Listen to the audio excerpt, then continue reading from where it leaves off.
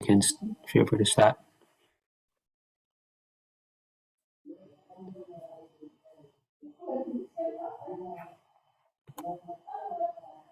Jai Prabhupada. Let him in. Okay. Or one of them.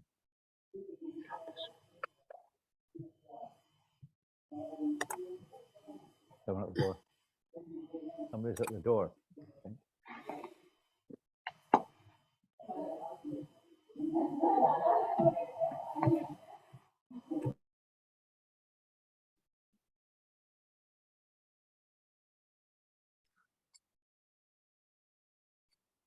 Who's there? Yeah, of course you can. Man, that's fine.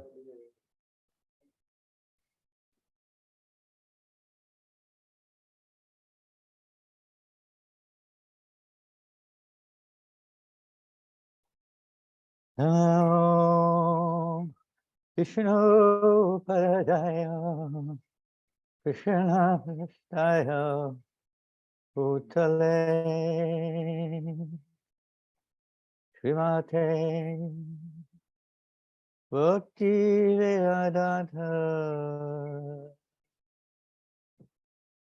Swamiti Namine.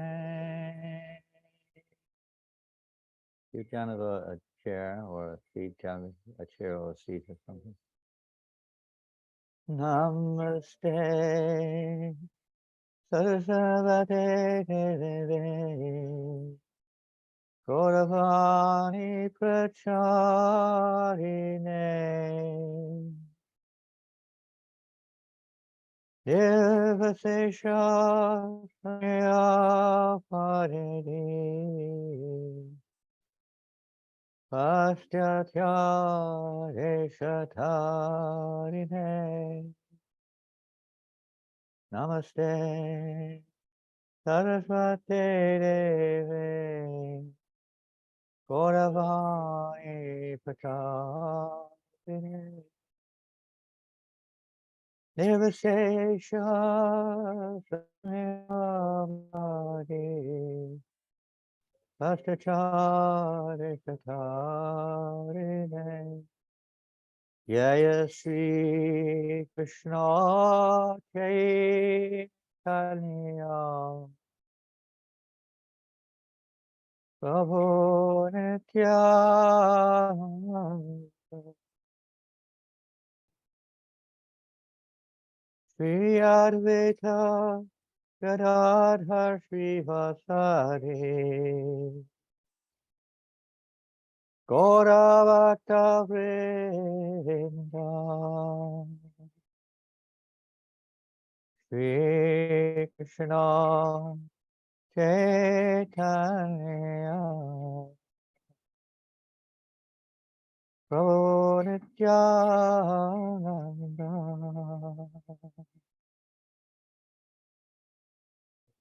Sri Advaita Gadadhar Srivasari Gauravakta Vrinda Sri Krishna Chaitanya Prabhu Nityananda Sri Advaita Gadadhar Srivasari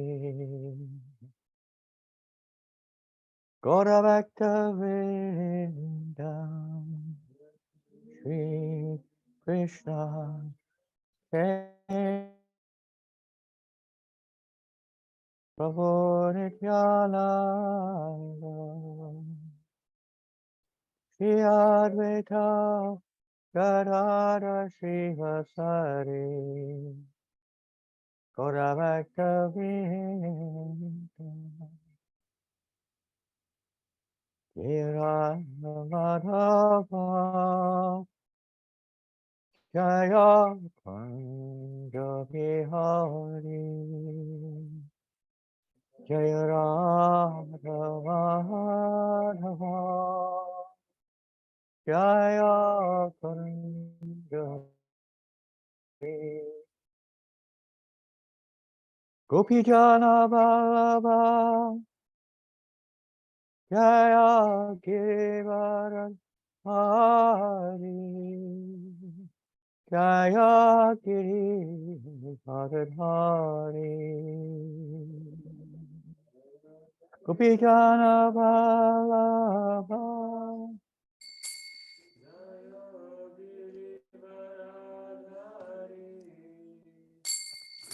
Jaya Giridharadhari Jaya Gopi Janavalabha Jaya Giridharadhari Jaya Giridharadhari Gopi Janavalabha Jaya Giridharadhari Jaya Giridharadhari Yasodanandana Brajajana Brajajana Yasodanandana Brajajana Ranjana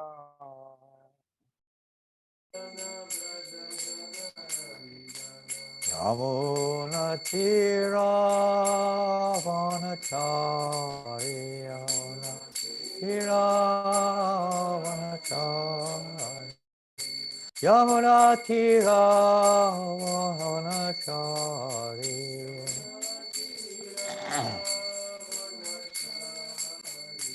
Jaya Radha Madhava Kunja Bihari Radha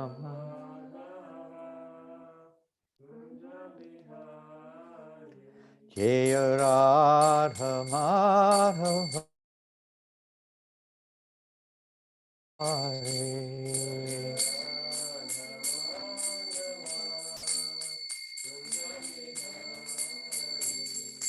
Gopi Jana Vallabha Givaradhari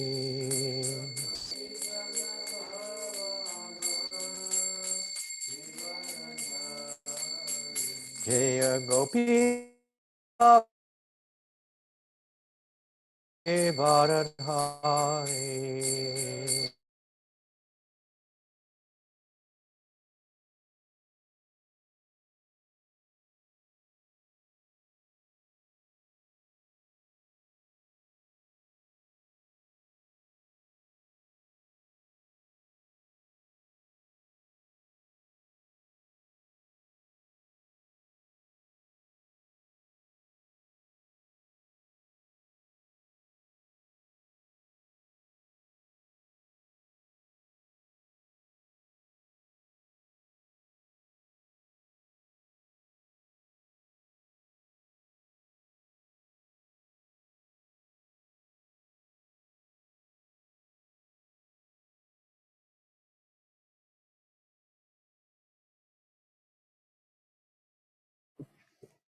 Hare Krishna, dear devotees. Zoom still seems to be working, but maybe Maharaj is having. Oh, he's back then. Okay, so let me just sort that out. 1 second.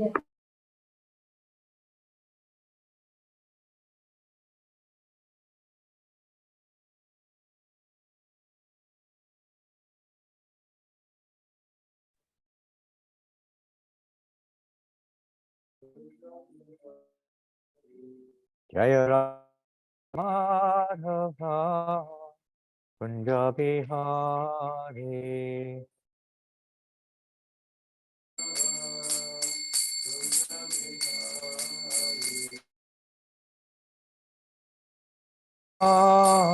Givaradhari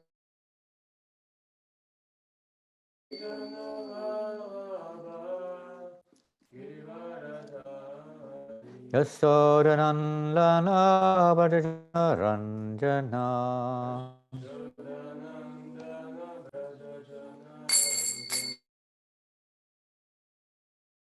Hare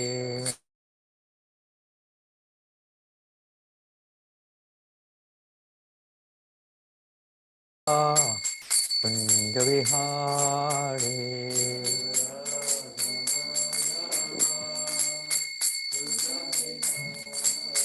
Jaya Radha Madhava Kunjavihari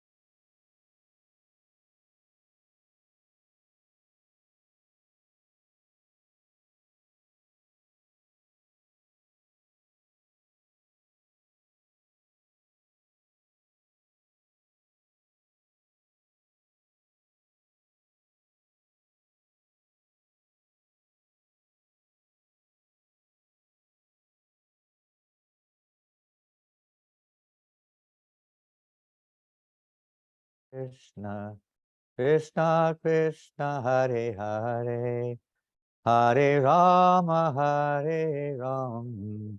Rama Rama Hare Hare Hare Krishna Krishna Krishna Hare Hare Hare Rama Hare Rama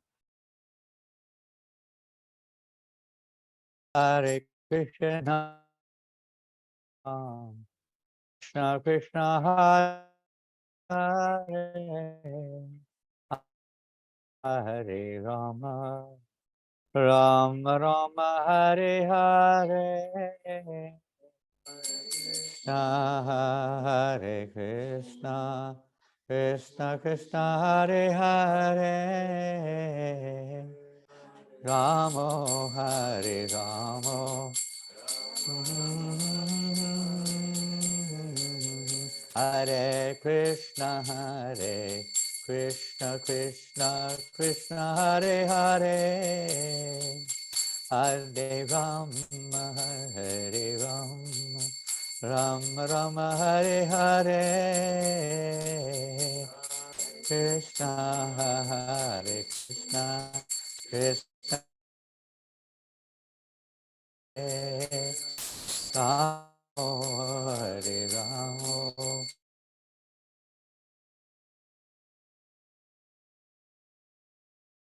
Hare Hare Hare Hare Rama Rama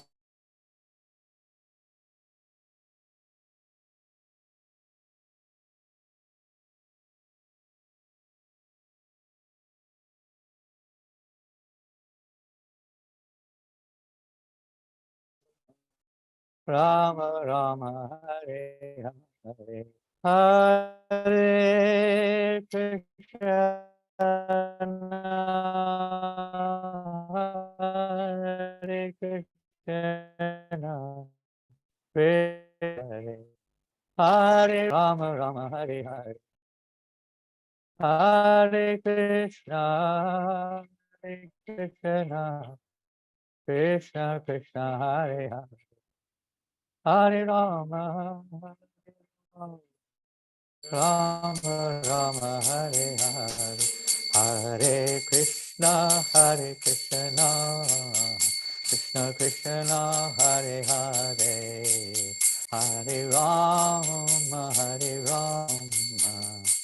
Rama Rama Hare Hare Hare Krishna Krishna Hare Hare.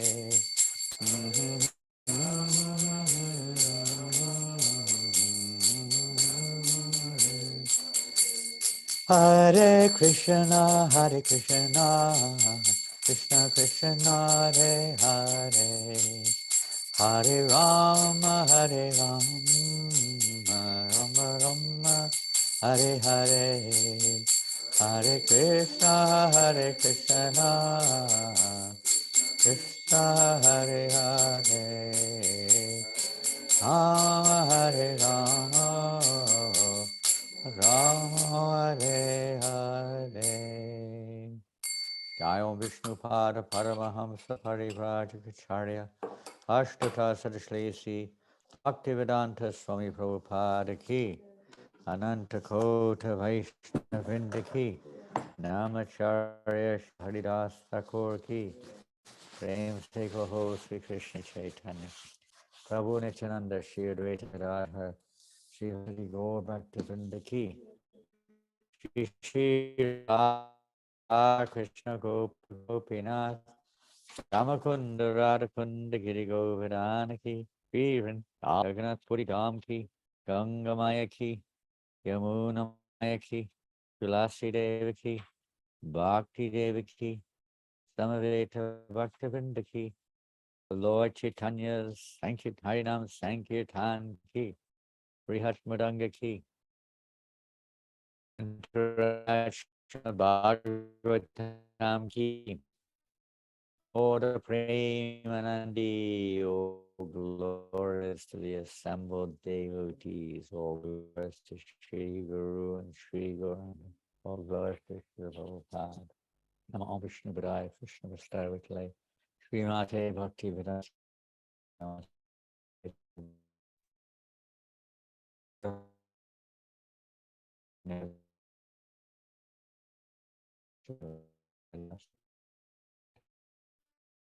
Om Namo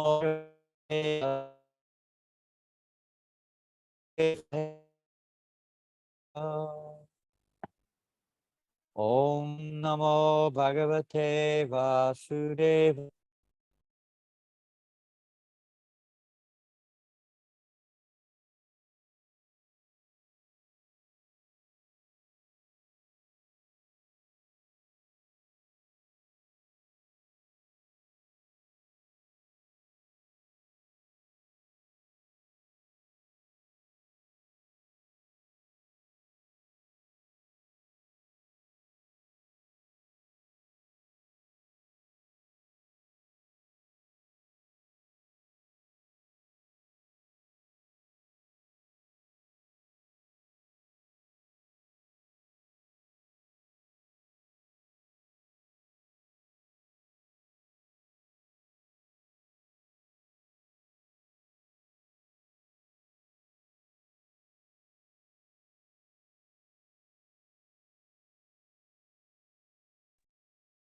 Haribo, Hare Krishna, can you hear me?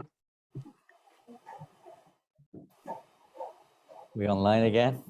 I'm sorry, there seems to be a little problem with the internet here. I think we're devoted here. Many of them are online. That's on. The internet is a little signal's a little weak. So we're just trying to adjust that. And let's see if we can carry on. Otherwise, excuse us if we have another break in a little while, but then we'll put ourselves on a different. But we'll carry on with this for now, and hopefully it will continue. Vanchakalpaturiyascha kripasindubhyevacha patitanam pavanebhyo vaishnavebhyo namo namaha. Hare Krishna. Welcome everybody, and thank you for joining us today for hearing Srimad Bhagavatam, ripened fruit of all the Vedic literatures, Amala Purana, the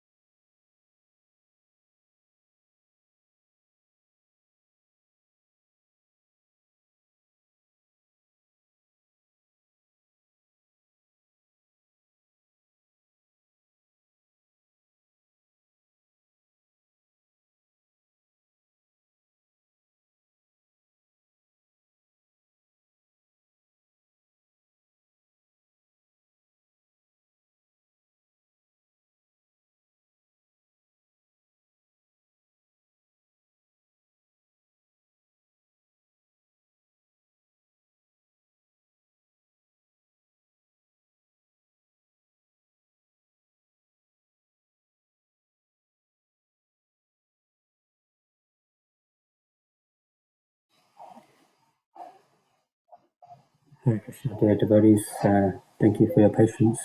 Sorry, it seems like Maharaj is having some internet problems there in New Mayapur.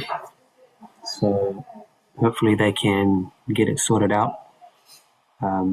So please stick around if you can, and we'll see if Maharaj can come back with a better internet connection. Hare Krishna.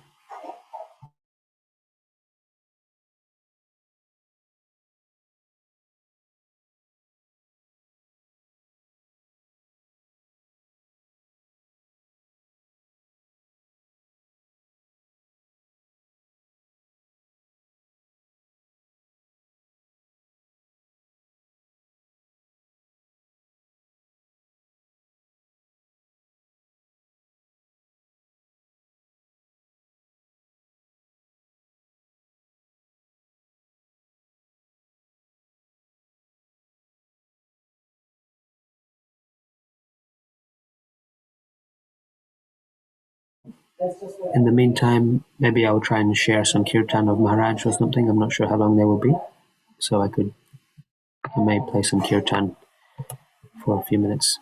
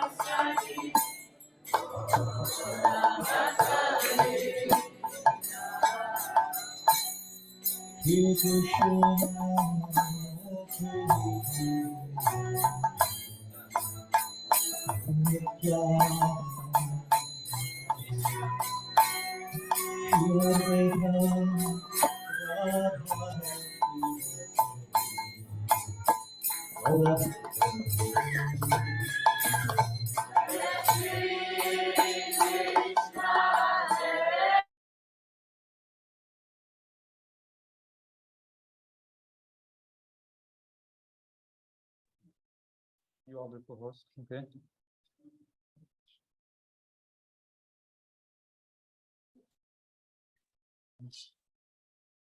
Are we still there? Yes, and the volume is on. So.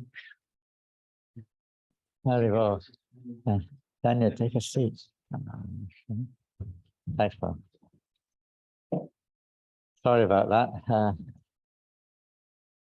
Technical hitches. Jai Srila Prabhupada ki jai. All glorious to Srila Prabhupada. So today, I think we're reading from the Srimad Bhagavatam, first canto, chapter 2, text number 19. So if you do have your Bhagavatams, you can follow on your own book, or you can, thank you, Yasik, is online also. We'll go through this verse, which Tada Rajas tamo bhava kama lobha dayaschaye cheta etar navidam Ditang satve prasidati. Again. Tadara justamo bhava kamalobhadayasyaye cheta etara navidam Ditang satve prasidati. One more time. Tadara justamo bhava kamalobhadayasyaye cheta etara navidam Ditang satve prasidati. And I get to the word for word. Tada, at that time, Rajaha, in the mode of passion. Tamaha, the mode of ignorance. Bhavaha, the situation. Kama, lust and desire. Lobha, hankering. Adayaha, others. Cha, and. Yea, whatever they are. Chetaha, the mind. Etaihi, by these. Anavidam, without being affected. Stitam, being fixed. Sattve, in the mode of goodness. Prastidati, thus becomes fully satisfied. Translation by Srila Prabhupada. At the time, loving service is established in the heart. The modes of passion and ignorance, lust and desire, kama, disappear from the heart. Then the devotee is established in goodness, and he becomes happy. Purport. Srila Prabhupada, a living being in his normal constitutional position is fully satisfied in spiritual bliss. This state of existence is called Brahmabhuta or Atmananda, or the state of self-satisfaction. This satisfaction is not like the satisfaction of the inactive fool. The inactive fool is in the state of foolish ignorance, whereas a self-satisfied Atmanandi is transcendental to the material state of existence. Get me Bhagavad Gita, please. This stage of perfection is attained as soon as one is fixed. I have one in my room. As soon as one is fixed in irrevocable devotional service.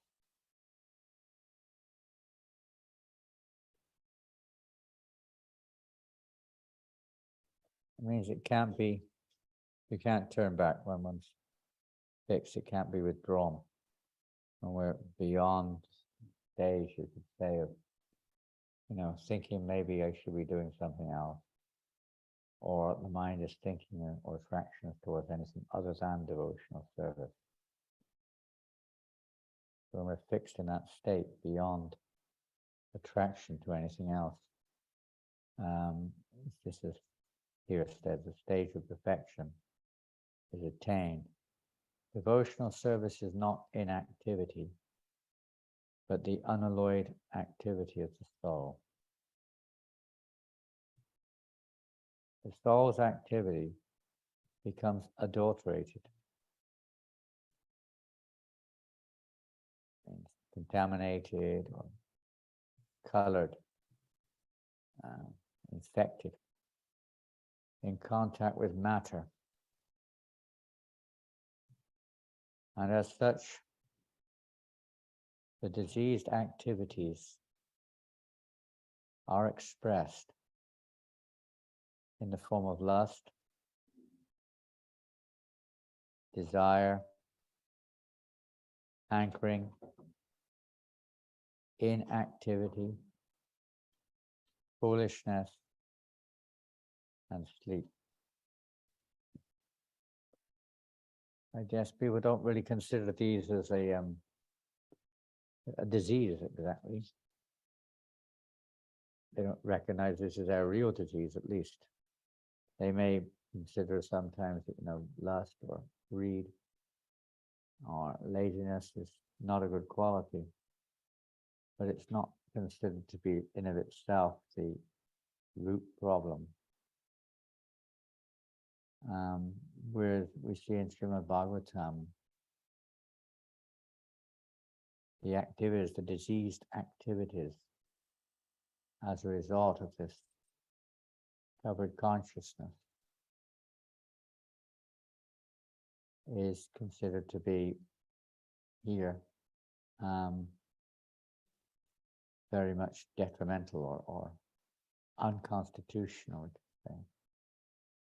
The effect of devotional service becomes manifest by complete elimination of these effects. These are effects of passion and ignorance. A complete elimination. And that's, of course, something which almost inconceivable in the material sense of the term. I'm not sure what's happening now. Something's come on the screen which is blocking our view. The devotee is fixed at once in the mode of goodness, and he makes further progress to rise to the position of Vasudeva, or the state of unmixed sattva, Shuddha sattva.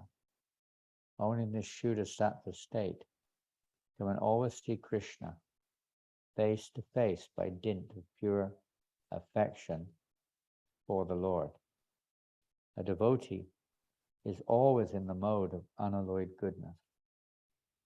Therefore, he harms no one. For the non-devotee, however educated he may be,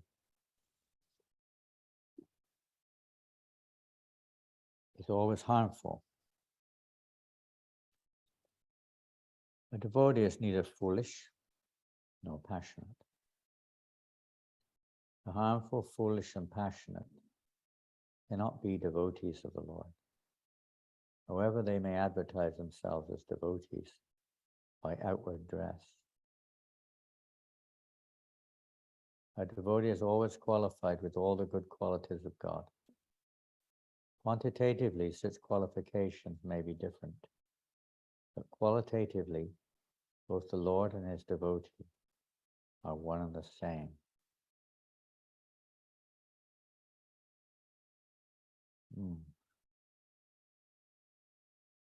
So, in these verses from the Srimad Bhagavatam, which we've been hearing over the period of months, essential second chapter of the first canto, in this particular section, specifically dealing with the step-by-step progress of devotional service, coming into contact with the association of devotees, particularly Sadhu Sangha, consequent development of Shraddha or faith, step by step through the various processes. In the association of devotees, that opportunity to hear and chant is afforded. And then by hearing and chanting, we hear about the process of devotional service. And by executing appropriate services according to our condition, under the direction of the pure devotees of the Lord, one gradually progresses. And by the performance of devotional service, stage of practical devotional service, Vaidhi Bhakti, sadhana, practicing, bhajana kriya, one gradually becomes, or one will gradually advance and the attraction for hearing and chanting will develop as the anarthas, or the unwanted attractions within our heart start to subside. Our attraction to hear and chant about Krishna will start to grow. And the more that process goes on, and it's evoked primarily by the association of devotees. And the association of devotees, because devotees are naturally inclined, those who are under the direction or protection of divine energy, they have no particular interest in topics of this world. Their concern is topics related to the personality of Godhead. And we know that this is the greatest service in mankind, in human society. The missing link in society is this opportunity to hear from the right source. Again, we only know a few handful of verses. It's the same verses, but the same message is given in different ways, in different places of the Bhagavatam and other scriptures. So only topics concerning the personality of Godhead, words spoken by him or about him, are the only panacea, the only relief for those suffering in the material world. And those persons who take it upon themselves to spread these transcendental directives, these transcendental topics throughout the world, they are the greatest welfare workers. A verse spoken by Radharani herself. And at the beginning of this volume of the Srimad Bhagavatam, or of this particular chapter, Nunam, that's Munayo Krishna Bhava Belo Kamangalam, Pita Krishna Samprashno, Yenatma Superstikti. Only topics, these concerning the personality of Godhead. This is the greatest welfare work to hear and chant, because it purifies the very atmosphere of the material world. And obviously the individuals who happen to be in the fortune of such topics in the association, the effect is that the consciousness becomes cleansed. It may not be complete in the beginning, partial, but the more we advance in devotional service, and the more that the anarthas are cleansed from our hearts by rendering of service to those devotees, as we've been reading, those who are free to vice, pure devotees of the Lord. When the Lord cleanses our hearts, natural attraction to hearing and chanting starts to grow in that association, in that environment. So to create this environment which is favorable for awakening our attraction, because we don't awaken an attraction, as Krishna says to Arjuna, Vishaya Vinivartante, that famous verse in the second chapter, Brahmandrashvanavartate, unless one gets a higher taste. It's not possible to give up those lower tastes. A taste for devotional service, a taste for hearing and chanting. Faith, we may carry on, but to actually progress in devotional service, there has to be some, turning off of the attraction towards devotional service.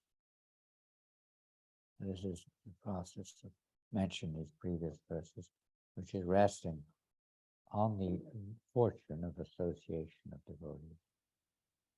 As we become contaminated or conditioned, both grossly, subtly, overwhelmed, lust is not just an uncontrolled sexual urge.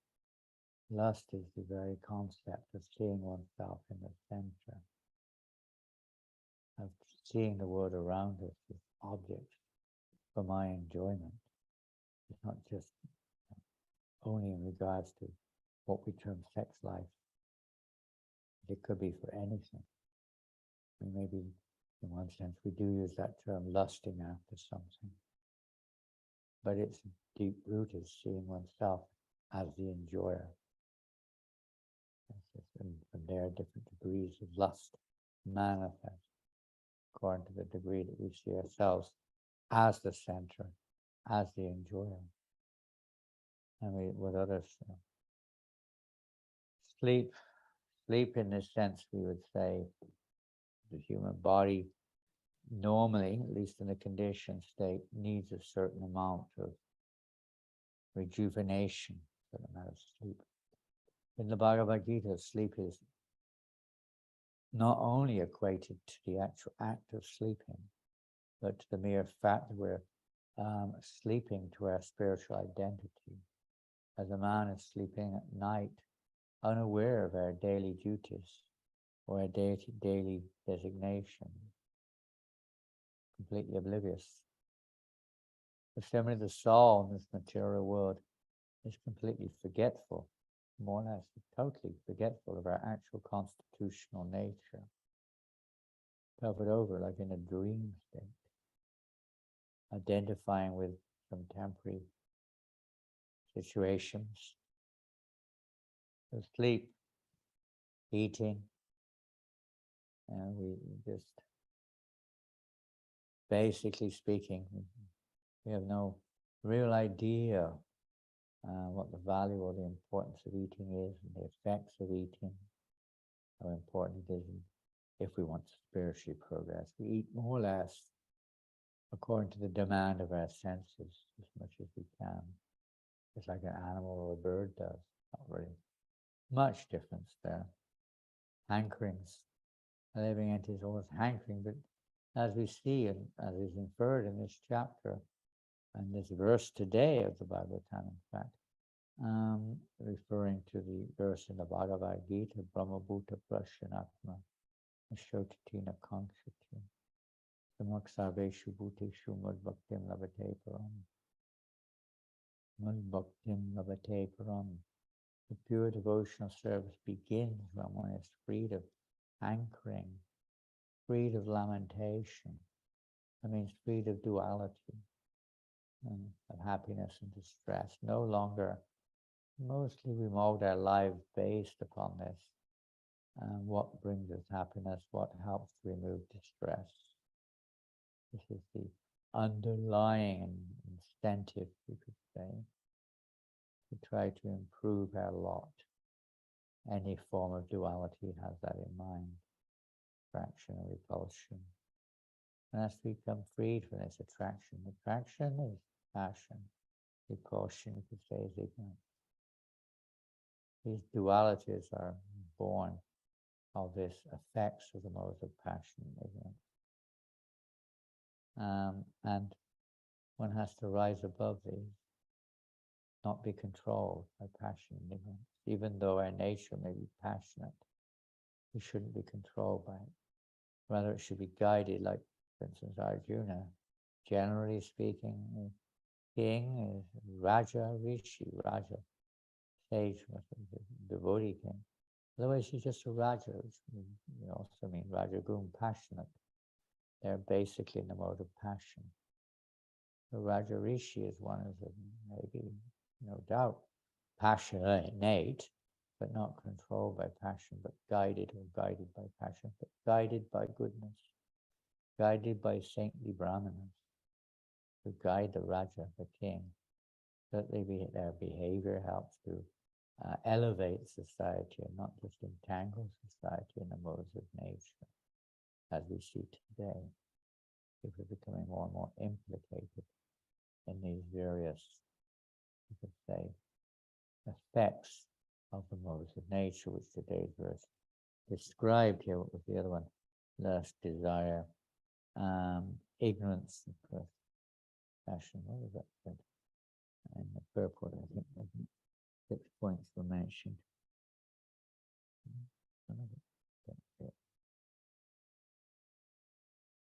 Can you see it there in the purport? Here it is. Disease activities, lust, desire, hankering. We're talking of hankering. Nakankshachi, no more hankering, Krishna says. That means in the material world, everything is a matter of, you could say, the object or the direction even lust. When our lust is directed towards Krishna, although that may sound a little odd, we do see many examples of that. Sometimes, of course, the gopis are cited, though it's not really lust. It's a different kind of emotion or feeling. The lust is one of wanting to satisfy Krishna's senses, not mine. But sometimes, even like Kubja, she wanted to satisfy her own senses. Though she was lusty, but her lust was for Krishna. So it also became fulfilled in her intentions, successful in her intentions, or purified. When we connect with Krishna, even though there may be some impure motive, mixed motive, or ignorant motive, whatever it may be, passionate motive, when we connect with Krishna, we are, for good fortune, we become purified. One becomes purified. Of the wrong intention, one becomes purified. And the correct intentions arise. There are many examples of that given by our acharyas. There's a famous example of one person who was a notorious thief. So when he saw a little baby Krishna covered in jewels, he wanted to steal his jewels.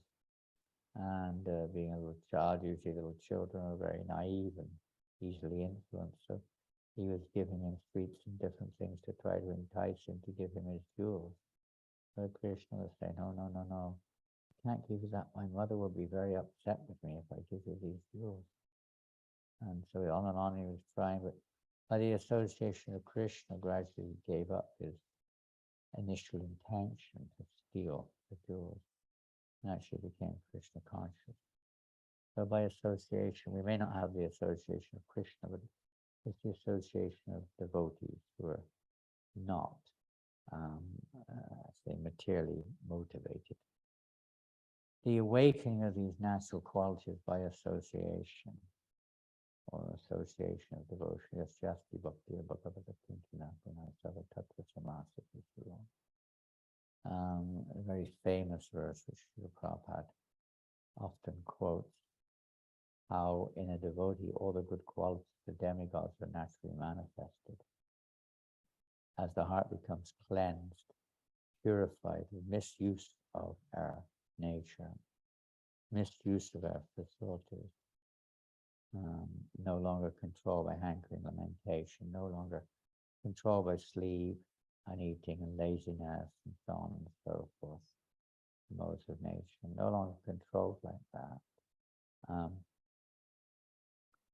The effect of that in the association of devotees is that the heart becomes cleansed, starts to act in the mode of goodness, which means acting under the direction of the Vedic culture or the Brahminical aspect of life. Even if we're still passionate, we follow the Brahminical directives. And then gradually one comes to Shuddha Sattva. Shuddha means pure, and Sattva goodness, pure goodness. And then there's no more question of contamination. To act in goodness is, of course, herein mentioned as part of the process, but it means we can still be easily affected. We can take the example of Ajamil, for instance. As a child, he was acting in the mode of goodness. He was following the Brahminical standards of life under the direction of a Brahminical father, living a Brahminical way of life, but by association with the modes of passion and ignorance, he became fallen. He became attracted to passion and ignorance and fell from his goodness because he wasn't fixed. He wasn't fixed in Shuddha Sattva. He didn't have that transcendental knowledge or consciousness. Although he was pure in one sense, he wasn't in any way engaged in activities of passion and ignorance, really. But still, without that higher taste, without coming to that higher platform, the potentiality for material life was still there. The seeds were still there in the heart for sense enjoyment, etc. Just holding it back may be useful, of course, for our progress in spiritual life, being in a good environment, but it's not enough. One has to go deeper into the cores of one's consciousness and not just root out, but absorb our consciousness in Krishna consciousness, so that any traces, any remaining affections or attractions in this world for the effects of the modes of good, passion, and ignorance are removed. They're no longer, even if they come by, they don't take root. They may pass by our consciousness, but we do not, say, embrace them. As soon as we start to embrace the effects of passion and ignorance, which is a common thing, which we probably all do from time to time, you're becoming attracted to something which is an effect of the mode of passion. We may be aware of sometimes of these effects, just like for the sake of living in this world, performing one's occupation, preaching sometimes, but not that we're, say, infatuated, controlled by them. Who's an artist? They're an artist. It's not so much that the object is an anarta. The anarta is when our consciousness is attracted to these objects.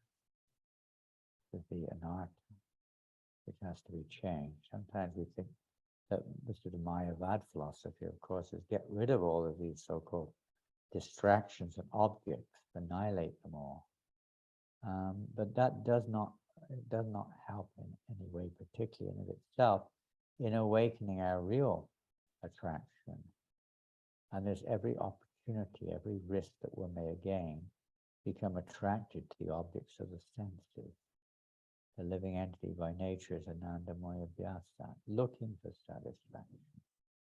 So without the ultimate satisfaction of relationship with Krishna, and just to have no relationship is not satisfying. Maybe for some time it's a big relief, but it's not the constitutional nature of the living entity. We can see in our daily activity we have a natural propensity to become attracted to objects around us, whatever they may be, and whatever form they may take, whether it's sound, form, gross or subtle, we're attracted in so many ways. So unless that attraction is diverted towards the higher or spiritual, not just negative, it's true that this is, you could say, an illusion to think that we do enjoy. It's true, it's an illusion to think that this is me, this is mine, that this material world is my eternal abode. These may be illusions. Most those on the path of impersonalism also understand that, and they act in a way to become free, or to free of that illusion. But what is the reality? Not just to be free of the illusion. That is, that's not on their agenda. Not on their agenda. They don't have their only understanding. I'm not this body. Maybe it's understanding I'm a spiritual being, but what is the nature of that being eludes them. So that is the process. Devotional service doesn't just release us from the effects of the modes of passion, ignorance, or greed, and lust, or anger, like that. But actually it awakens within us our remembrance of Krishna, our remembrance of our relationship with Krishna. And this is when we have a relationship, Prabhupada gives the example quite often, that just giving up a lower taste, for instance, for some form of food stuff, in of itself, the food stuff may not be very favorable, in a mode of ignorance and passion, we're eating meat, but just to give up eating meat, and that means what? Eating nothing? No, it has to be replaced. Like a child, if a child's playing with glass, we have to replace. You can't take that glass off the child. And it's not just a question of taking the glass off the child, and the child has nothing. The child wants something. If it can't avoid it, it's always looking for something, holding something, pushing something, pulling something. Always something has to be there, practically all the time for the senses of the child, all the time. So it's a matter of what that is. So for the human living entity, the jiva condition in this world, we're always looking for something. That something should be Krishna consciousness. That hankering and that desire for Krishna, that lamentation when we don't have it, a hankering to get it, these various effects of the modes of nature can, in fact, be used in Krishna service. As they say, you remove one thorn with another thorn.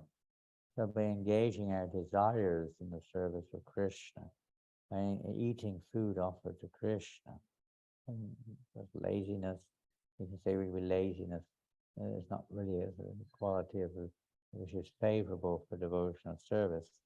The cause of laziness, whatever it may be, whatever mode of ignorance. So we could say that we're not interested in the material world. In of itself, laziness is not something which we can directly engage in Krishna's service, only indirectly. But pretty much all these various effects can be utilized in the proper association of devotees to, first of all, follow the practical path of goodness. And by the practical application of the path of goodness, one can actually develop the mode of pure goodness in one's consciousness, in which stage there'll be no more attraction for the lower modes of nature. We can read a verse in Bhagavad Gita. It is in the 6th chapter of the Bhagavad Gita. It's text number 20 to 23, the 6th chapter of the Gita. Krishna says, in the stage of perfection called trance or samadhi, one's mind is completely restrained from the material mental activities by practice of yoga. This perfection is characterized by one's ability to see the self by the pure mind and to relish and rejoice in the self. In that joyous state, one is situated in boundless transcendental happiness, realized through transcendental senses. Established thus, one never departs from the truth, and upon gaining this, he thinks there is no greater gain. Being situated in such a position, one is never shaken, even in the midst of the greatest difficulty. This indeed is actual freedom from all miseries arising from material contact. In other words, there's no more, not only is one situated on the platform, even if one is in a disturbing situation, because internally one is connected or situated on a higher platform, experiencing higher happiness. The effects on the lower level will not disturb one. So one is freed in that sense from the miseries. But on another platform, one is no longer interested in engaging in activities. Yehi samspashya boga duhyonya evate. Krishna explains that the intelligent person no longer attracted to sense gratification because he knows, or they know, that sense gratification or attachment to the sense object is the causes of misery. It causes misery.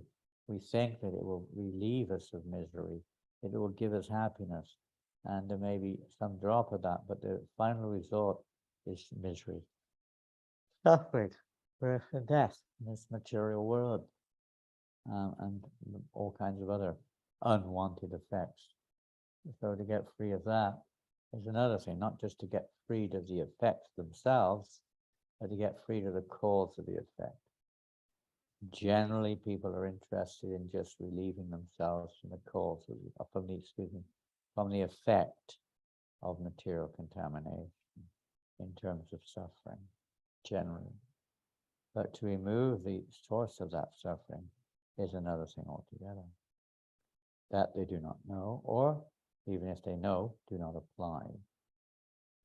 So the application of the directions of devotional service, the application of the process of devotional service is the method of purification of our consciousness. And as the consciousness becomes purified, one is no longer interested or attracted to the lower modes of nature or the effects of the lower modes of nature in the form of sense gratification at various times. That object may be there, but the attraction is not for them. All the time, wherever you go, we'll be faced with advertisements with persons of various natures, with various objects which, materially speaking, are meant to capture people's attention in various ways, be it nature's arrangement or be it man-made arrangements. Every Maya's, attraction is always there. So when the living entity is no longer, because they're taking shelter, they're taking shelter of the supreme or the divine energy, or the spiritual energy, we should say. The material energy is also divine in the sense it's Krishna's energy. But when we take shelter of that energy in relationship with Krishna, then one is no longer, then one is free from the miseries of material existence. Otherwise, it's very difficult to overcome this material energy. It's impossible. Not possible unless one takes shelter of the holy name or takes shelter of the Lord, his devotees. You have to take shelter. The living entity needs shelter. Most entities are taking shelter of the modes of nature, passion, and ignorance. Even in the goodness, there's always a trace in this world, as we heard last week, there's still a slight trace of the effects of the mode of passion and goodness until we come to the real platform of Sri Krishna. Totally transcendental platform. But in material world, in spiritual world, there's no effect of passion and goodness. Only pure goodness. So to come to that platform by association, by proper activity, by association. And in that association, we hear and chant pure sound vibration, Krishna Katha. Glories of the Lord, spoken, topics spoken by him, all about him, purifying our consciousness. So it's a very important section of the Bhagavatam to bring us through the stage of what's called anartha nivritti. Anartha means unwanted desires or attractions to seeing things, objects of my sense gratification. And nivritti means to nullify, to remove, free from, and to negate. No more do we have that way of seeing the world. It's more how we see things than what we see. The consciousness in which we see things needs to be changed. And that's how the process of devotion, to see things as Krishna, as for Krishna's pleasure, related to Krishna. See others related to Krishna. See every situation in relationship to Krishna. The vision of the pure devotee of the Lord, no matter what situation we're in. There's a change in our perception. So then one becomes fixed. What does that mean when it becomes fixed? There's no more attraction to these other objects, which we said. No matter what happens in our lives, the devotee will relate it to Krishna, no matter what it is. Whatever difficulty it doesn't mean a devotee doesn't act. Sometimes acts in a way which may not be understood by conditioned souls, but their action is simply for the relationship with Krishna, to cultivate, to develop, to facilitate the awakening or the growth or the advancement on one's path of Krishna consciousness. One fixed everything one does. How is this going to please Krishna? Or how is this going to help us to progress in Krishna consciousness? Is this really safe? Just like when we chant Hare Krishna, we probably don't think much about it. We just do what we do. But, is my chanting, is it pleasing to Krishna?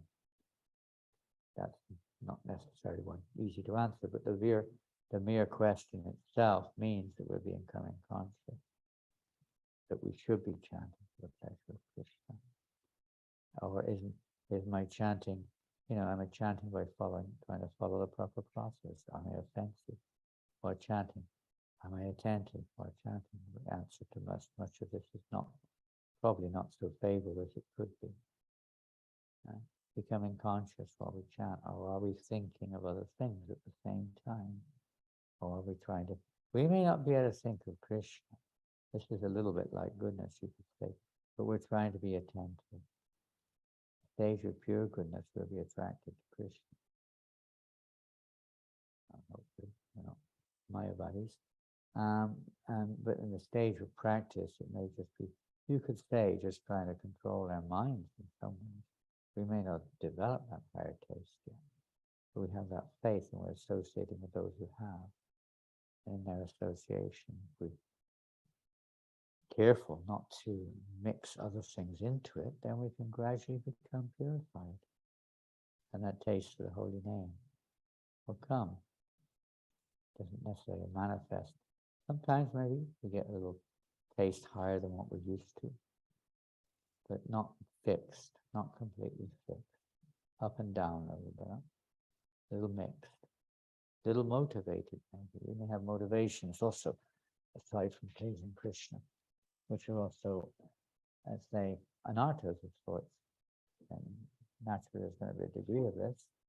But gradually purify, not that our motivation is to fulfill these other objective goals.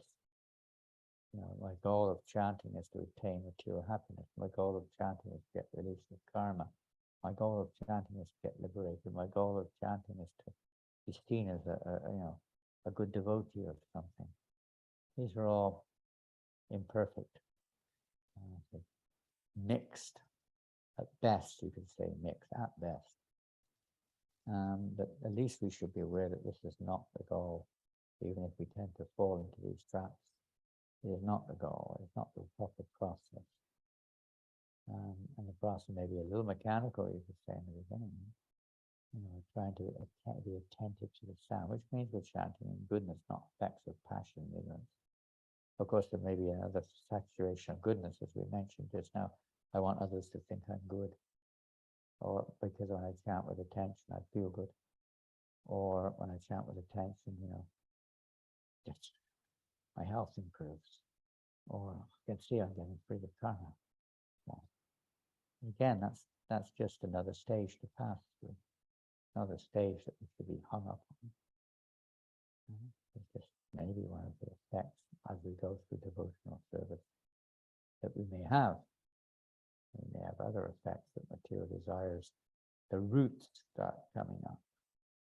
Not just the fruits on the surface, but the, let's say, the very tendency, kutas and the bijas, deep down desires which are waiting to manifest, quickly come to the surface of a devotee consciousness when we're performing devotional service. And that is the test how to advance when those seeds and those tendencies come before us, desires of unknown, we never even thought we had it. We thought we were over that one. Well, we may have been over it on the surface, but the roots were still in the ground. Now, the roots may not only be seen as a particular root for a particular object or activity, say, for instance, we have some infatuation with a particular sport. There's not that particular sport, if you will. You may knock that sport out. You may, beat it. But the root of why we're attracted is still there and will manifest in another form. The root is we're still seeing ourselves as the enjoyer. We're seeing ourselves separately from Krishna. We're seeing ourselves in this way. So it will come out one way or another, whether it's this thing according to our karma or that thing according to our karma. Because it will come out. Unless we get the root out, it's going to grow. Everybody knows when you're cutting down weeds, if you don't get the root out, it grows back again, and pretty quick usually. The weeds grow quicker than the plant you're trying to cultivate, that's for sure. So the root of these weeds may still be there in our subconsciousness. Now, how is that removed? Of course, materially we have to dig them out, or cut them out, or do something, burn them out. We have to do something to uproot them. So it's the powerful Tirvena Bhakti Yogena. It's rare, there's no doubt about that. Krishna, I don't know who speaks that verse, but it certainly is rare that a very rare soul who engages in this pure unalloyed devotional service. How does that verse begin? Tirvena Bhakti Yogena is one of the lines. I've forgotten the whole verse. The verse we used to know a few more verses. Not using them, we forget them. That's what happens. We have to keep fresh. Keep something fresh so that we can't use it anymore. But anyways, it's wonderful. Very rare, very, very rare soul, no doubt. But we're associating with such a rare soul in the form of Srila Prabhupada. So if we faithfully take shelter of his directions, and of course we have Parampara, Guru Parampara, we take shelter of them in their association, and right down to the root is a nice verse in the Nectar of Devotion. That by the performance of when we carefully, and Mudanam, we carefully hear and chant about Krishna. The very root is taken out, not just the surface, not just the surface. The very desire to enjoy separately from Krishna is almost inconceivable to think of what that's like. And have no more interest in anything separate. When we're really fixed in our devotional service, that's when the real taste, that's when the real ruchi, when the real taste comes, when we're fixed, when we're no longer trying to extract the taste from this material world. The big thing now, feeling good. Most of our decisions are based on how I feel. But how I feel, we may think how I feel is good for me, but it may not be. It may not be at all good for us. It's only a temporary thing. Even in devotional service, many of our decisions are based upon how I feel and how it affects me, or he or she affects me. Not really understanding things in relationship with Krishna. Still seeing things with me in the center. Big decisions are made. And the material world, of course, is natural. And the rules and regulations are there to try to moderate this and try to bring this to goodness and so on. But in devotional service, all these things, they can be distractions. You get hung up on all these things. Trying to be a goody-goody in this world. Goody-goody moral principles, so-called moral principles. But as I said, Arava Bhaktasha Katoma. That even if one appears to have good qualities, Brahma said, there are no good qualities, Bhagavatam said, actually. They appear to be. But even if we accept them as good qualities, what are the use of those good qualities? Unless we engage in Krishna service, they're useless. Simply another weight around us. No real value. They have to be connected to Krishna. They have to be wholly and solely. We don't have. That's what the pure devotees do. Wholly and solely motivated by pleasing Krishna. Then we can become these. So that's the secret, to connect with those whose goal, motivation, wholly and solely for the pleasure of Krishna, not simply our own speculation, our own idea of how it's to be done, but hearing from those who know how to please Krishna, all in our direction, not just some moralist. Okay, well, this is a wonderful section of Bhagavatam, and we try to learn these verses, remember them, apply them in our lives. By the mercy of the Lord, one can gradually progress through the various stages of bhakti, to the highest stage, freed from the effects of the modes of nature. The Prabhupada Ki Jai. Go Premanand. Okay, I'm going to finish there. Any questions?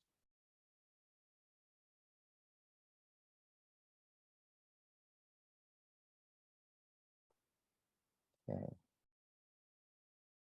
Thank you very much. Yeah, this is another verse. There's several verses here. Thank you for this one.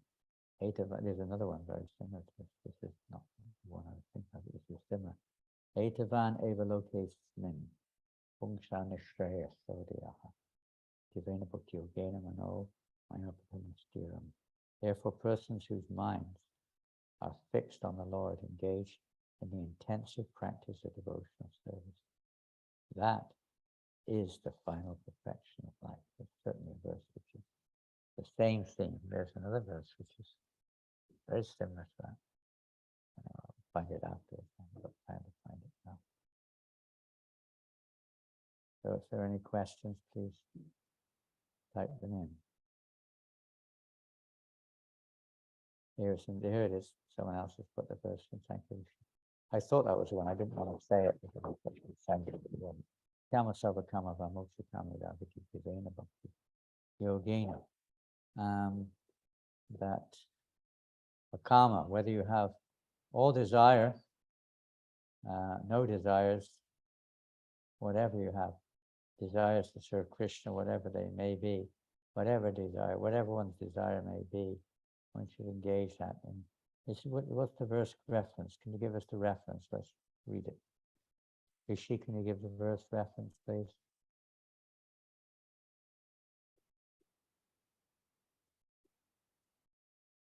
I'm waiting for the verse reference to come up there.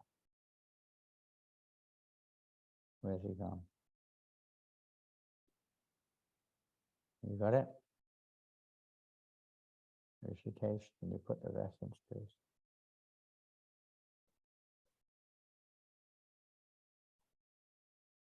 Okay. Maybe it's coming up. Here we go. Here it is. The verse is now on the board. Kama, Sava, Kamava, Moksha Kamudaridi, Tevena Bhakti Yogena Yagate, Purusham Param.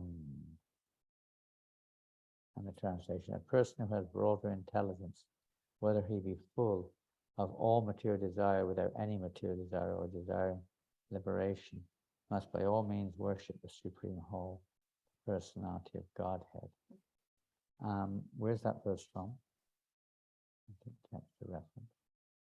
2:3:10. So different verses there explaining the process to purify ourselves of whatever the object of our desire is and come to the pure platform, perfect platform, through the execution of devotion. So the word, put that back again, please, Nasik.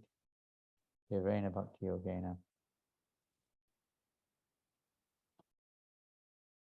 Let's go to the word for word. Tivrena means with great force, Bhakti Yogena, by devotional service. So the translation doesn't emphasize that, but Tivrena means with great force. It doesn't mean, just once a week we chant, go to the temple and sing a few bhajans or something. Or we do our mechanical rounds, which is obviously important, especially in that stage. But ultimately, Tivrena with great force, when a devotional service becomes more and more complete or full, not just partial, with great force, then that effect will be there. And this is the recommendation, we should worship the Lord, this full devotional service. Thank you. Is there a purport to that one? Purport to that verse. Let's see what Prabhupada says. The Supreme Personality of Godhead, Lord Krishna, is described in the Bhagavad Gita as Purushottam, or the Supreme Personality of Godhead. It is He only who can award liberation to the impersonalists by absorbing such aspirants in the Brahmajyoti, the bodily rays of the Lord. Prabhupada goes on here, he's explaining how whatever our desire is, ultimately is Krishna fulfills it, even if it's a material desire. Even when we're chanting, if you have chanting offensively, you said you get material returns. If you're chanting in Namabhas, or it's kind of like, let's say, not particularly attentive, but not offensive way, or something like that, different ways. One may gain liberation, but not pure love of God. So it depends on the attitude in which we perform our devotion. Therefore, one who desires to merge with the worship of the Lord, Bhakti Yoga is especially stressed here as the means of all perfection. Previous chapters have been stated Bhakti Yoga is the ultimate goal of both karma and jnana yogas. And the same way in this chapter, it is emphatically declared that Bhakti Yoga is the ultimate goal of the different varieties of worship, even of the different demigods. Bhakti Yoga, thus being supreme means of self-realization, is recommended here. Everyone must therefore seriously take up the methods of Bhakti Yoga, even though one aspires for material enjoyment or liberation from material bondage. Oh, there's still more. Kama is one who has no desire, material desire, the living being naturally being the part and parcel of the Supreme Whole, Purusham Purnam, as it is natural function to serve the Supreme Being. Just as the parts and parcels of the body or the limbs of the body are naturally meant to serve the complete body. Desireless means therefore not to be inert like the stone, but to be conscious of one's actual position and thus desire satisfaction only from the Supreme Lord. Srila Jiva Goswami has explained this desirelessness as bhajaniya parama purusha sukamatrasa sukhata, or another in his Sandarbha. This means that one should feel happy or only by experiencing the happiness of the Supreme Lord. Let's see what the next line says. And the Supreme Lord here. This intuition of experiencing the happinesses, this intuition of the living being is sometimes manifested even during the conditional stage of a living being in the material world. And such intuitions expressed in the manner, this is the material goodness, altruism, philanthropy, socialism, communism, etc., by the undeveloped mind of less intelligent persons. In the mundane field, such an outlook of doing good to others in the form of society, community, family, country, or humanity is a partial manifestation of the same original feeling which the pure living entity feels happiness by the happiness of the Supreme Lord. Such superb feelings were exhibited by the damsels of Brajabhumi for the happiness of the Lord. The gopis loved the Lord without any return, and this is the perfect exhibition of the Akama spirit. Kama spirit, or the desire for one's own satisfaction, is fully exhibited in the material world, whereas the spirit of Akama is fully exhibited in the spiritual. Thoughts of becoming one with the Lord or being merged in a Brahmajyoti can also be exhibitions of Kama spirit, if they are desires for one's own satisfaction, to be free from the material misery. A pure devotee does not want liberation, so that he may be released from miseries of life. Even without so-called liberation, a pure devotee is aspirant for the satisfaction of the Lord. Influenced by the Kama spirit, Arjuna declined to fight in the Kurukshetra battlefield because he wanted to save his relatives for his own satisfaction. But being a pure devotee, he agreed to fight on the instruction of the Lord because he came to his senses and realized that satisfaction of the Lord at the cost of his own satisfaction was his prime duty. Thus he became a Kama. That is the perfect stage of the perfect living being. Udaradi means one who has a broader outlook. People with desires for material enjoyment worship small demigods. Such intelligence is condemned in Bhagavad Gita as Ritagyan, intelligence of one who has lost his senses. One cannot obtain any result from demigods without getting sanction from the Supreme Lord. Therefore, a person with a broader outlook can see that the ultimate authority is the Lord, even for material benefits. Under the circumstances, one with a broader outlook, even with the desire for material enjoyment or for liberation, should take to the worship of the Lord direct. And everyone, whether a Kama or Sakama or Moksha Kama, should worship the Lord with great expedience. This implies that Bhakti Yoga may be perfectly administered without any mixture of karma and jnana, as the unmixed sun ray is very forceful and is therefore called tivra. Similarly, unmixed Bhakti Yoga of hearing, chanting, etc., may be performed by one and all, regardless of inner motive. And I guess that's the end of the purport. Thank you for that. Hare Krishna. So, any comments or questions, please?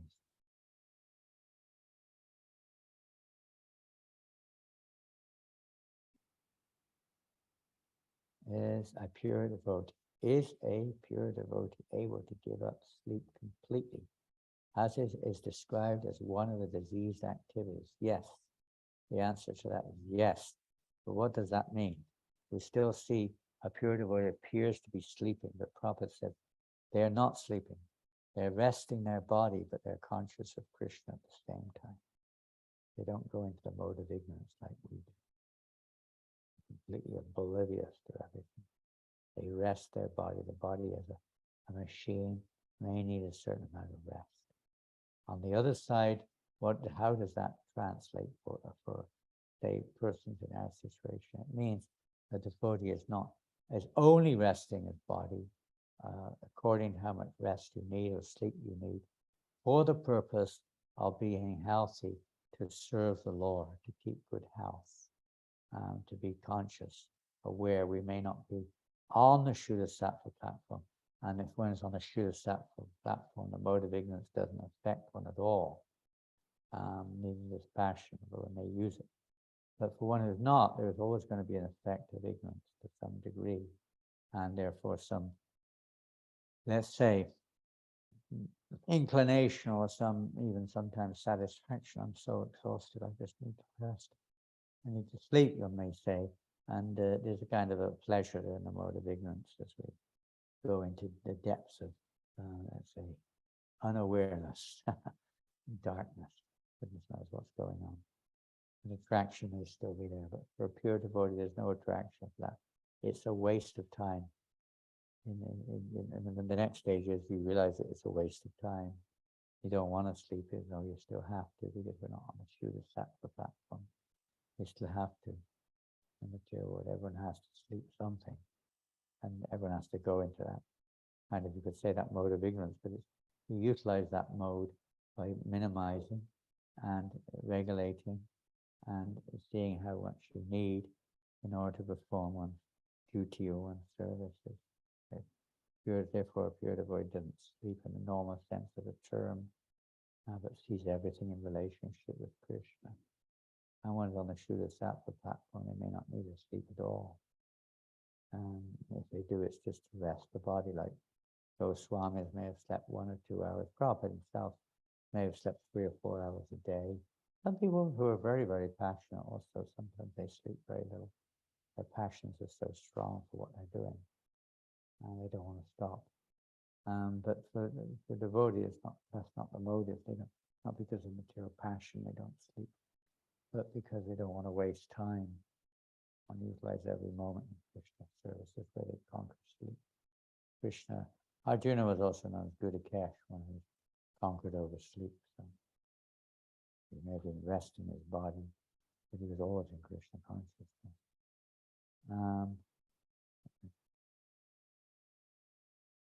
Okay, no problem. And he had to go. Did it as a question? Loving service puts us in the mode of goodness. Should being in a mode of goodness not be a prerequisite for loving devotional service? We mentioned that directly or indirectly in saying that we follow those who are in pure goodness, although we're still ourselves affected by the modes of nature. And when we follow that path, a Vedic path, going to our karma, we may already be influenced by that. We may have motivations for doing good work and so on and so forth in the eyes of the mundaners.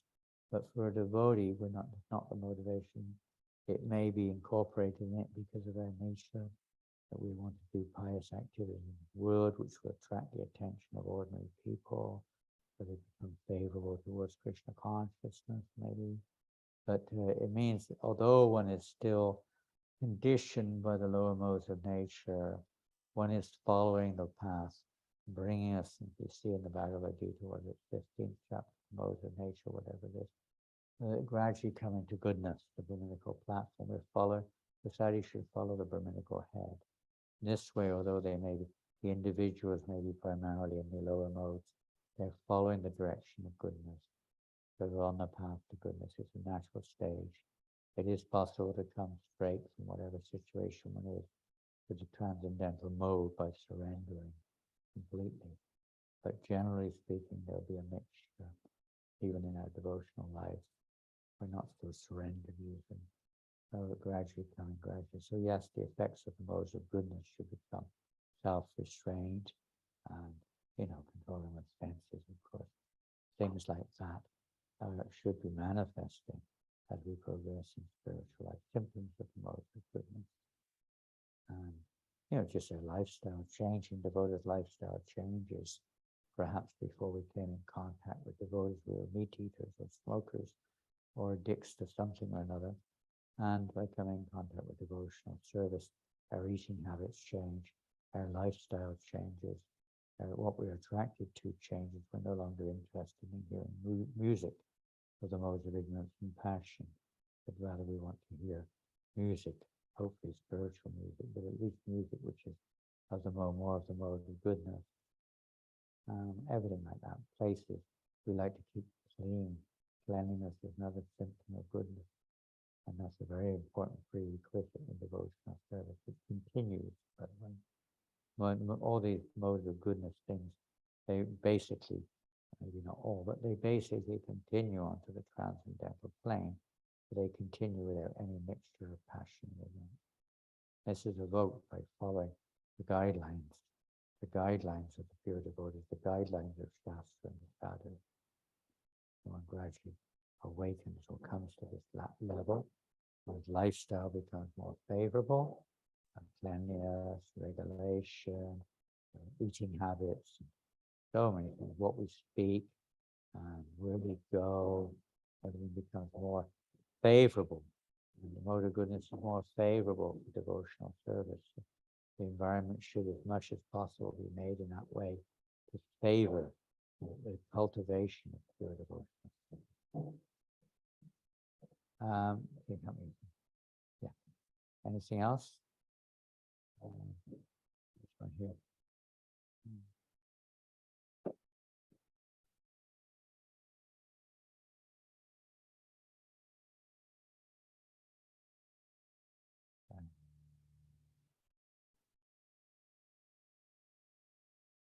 Okay, if there's no more questions, we'll have a little kirtan. Did I bring the cartels down? My pocket. Finish with a little kirtan. Thank you all very much. This week is a big week. Julanyatra begins, and Balaram next week. Balaram Festival. We have a wonderful Balaram Festival next week on Friday, and take advantage of Julanyatra if you can. The Spring Festival of the Lord.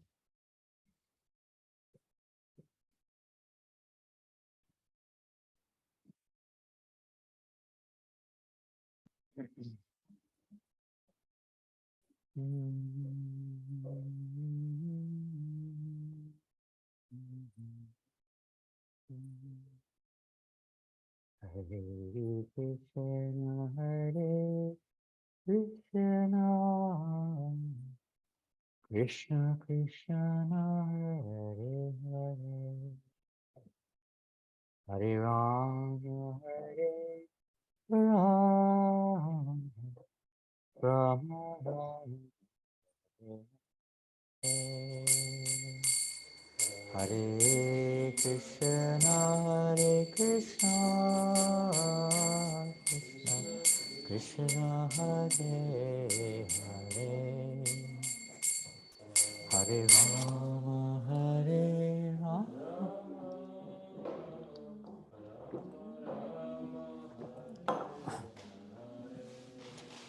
Hare Krishna, Hare Krishna, Krishna Krishna, Hare Hare, Hare Rama, Hare Rama, Rama Rama, Hare Hare. Hare Krishna, Hare Krishna, Krishna Krishna, Hare Hare, Hare Rama, Hare Rama, Rama Rama, Hare Krishna, Hare Krishna, Krishna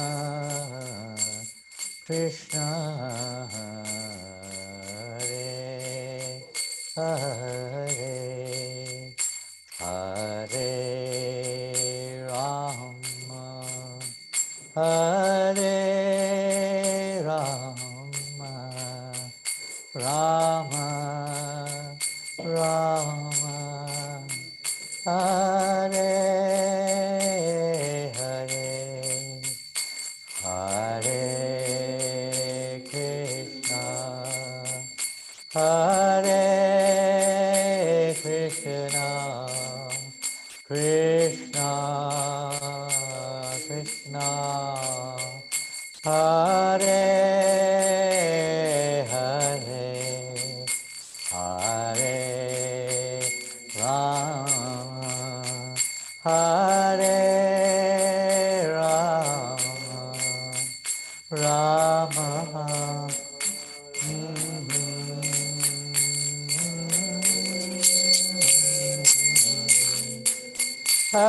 Hare Krishna, Hare Krishna, Krishna Krishna, Hare Hare, Hare Rama, Hare Rama, Rama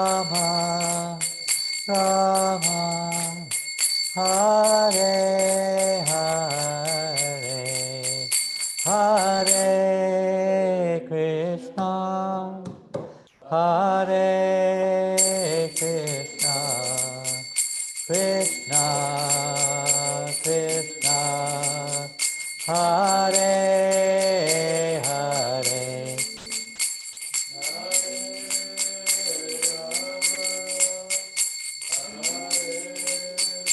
Ramo Ramo Ramo, Hare Hare, Hare Krishna, Hare Krishna, Krishna Krishna, Hare Hare, Hare Rama, Hare Rama, Rama Rama, Hare Hare, Hare Krishna, Hare Krishna, Krishna Krishna, Hare Hare, Hare Rama, Hare Rama, Rama Rama, Hare Hare, Hare Krishna, Hare Krishna, Krishna Krishna, Hare Hare, Hare Ram, Ram Ram, Hare Hare, Krishna Hare Krishna, Krishna Krishna, Hare Hare, Hare Ram, Hare Krishna, Krishna Krishna, Hare Hare, Hare Rama, Rama Rama, Hare Hare, Krishna Krishna Krishna, Hare Hare, Hare Ram, Hare Krishna, Krishna Krishna, Hare Hare, Hare Rama, Rama Rama, Hare Hare, Nityananda, Nityananda, Gauranga, Gauranga, Hare Krishna,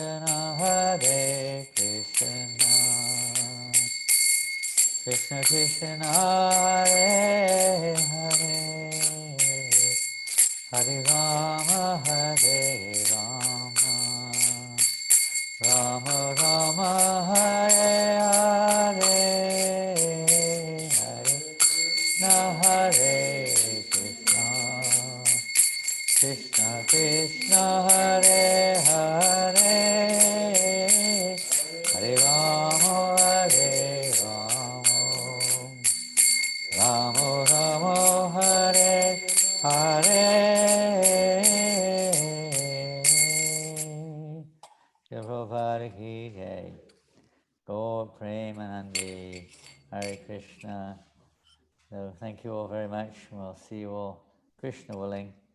Sometime maybe during the week there will be events during the week here in New Mayapur. On Thursday morning we have initiations. On Friday we'll have Balaram's, Krishna willing, Balaram's appearance festival. I don't know if it'll be streamed or online or what, I don't know. You might be able to join us. Next Sunday, I don't think we'll be able to have class. We're flying next Sunday. I'm taking my first, theoretically and hopefully realistically, our first flight since before COVID. So it'll be an adventure on Sunday next. We're going to Europe, Central Europe, and Eastern Central Europe, somewhere over there. And then we'll be there for some time. And then we're going to Ireland for a little while, and then to England, excuse me, for Rath Yatra season, 6 Rath Yatras in about, how many days? I don't know, not many, 16 days, 6 Rath Yatras in 15 or 16 days. And then we're in between, we're going to fly to France for a couple of days to be with Indra Swami Maharaj in France, his first visit here for many decades. And we're also flying to Sweden for a short while in between. to for BBT book publication meetings of some kind. And after Ireland, I'm not sure what we're going to do. We'll have to see what way the world is going, where the wind is blowing, and take it from there. Unfortunately, we will not be intending to go to India for Kartik this year. There's no plan at the moment, for various reasons. One of them is because we're still keeping our fingers crossed that the French Srimad Bhagavatam and the reprints of the Bhagavad Gita and the book will be arriving during that period of time, and we'll be on a transcendental marathon distributing Srimad Bhagavatams in French as much as we can in France or wherever. And then will be the Prabhupada book mass in December. So Hare Krishna, we'll keep you informed when the next session is.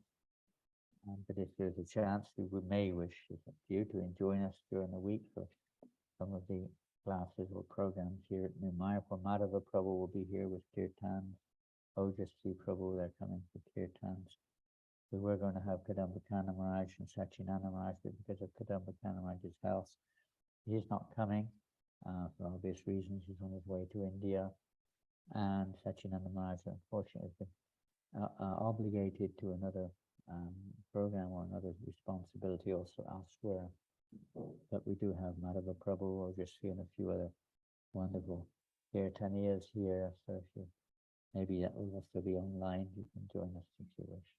Thank you very much. Hare Krishna. All glories to Srila Prabhupada. Hari Bol. Hare Krishna. Jai Srila Prabhupada. Hare Krishna. Hare Krishna. Thank you, Maharaj. Thank you. Haribol. Hare Krishna Maharaj. Thank you. Hare Krishna. Jai Hare Krishna Gurudev. Hare Krishna Maharaj. Hare Krishna. Hare Krishna. I'm gonna say Hare Krishna. Thank you. His Holiness Janananda Maharaj ki. Jai. Maharaj ji. Hari Bol. Thank you, Maharaj. Maharaj ji. Krishna. Hare Krishna.